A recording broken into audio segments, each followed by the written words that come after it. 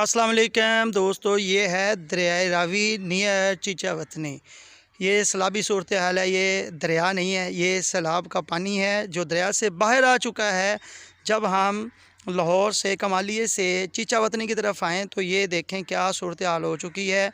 ये दरियाई इलाका जो है बिल्कुल डूब चुका है। पास से ये रश इतना है लोगों का, देखने वालों का, कि जो गाड़ी 10 सेकंड में गुजर जाती है वो तकरीबन 4 मिनट में गुजरी। ये दोनों साइडें आपको दिखा रहे हैं। पानी की स्पीड बहुत ज़्यादा है, ख़ौफनाक हद तक इसमें इजाफ़ा हो चुका है। और पानी जो है उसकी स्पीड की वजह से पुल से गुजरते हुए डर लग रहा था, लेकिन लोग इसको एंजॉय करने के लिए आए हुए हैं।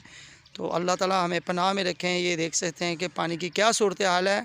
और डेट है 31/8/2025। पानी जो है वो 7 जो इलाके हैं वहाँ भी जा चुका है। अल्लाह ताला हमें महफूज रखे।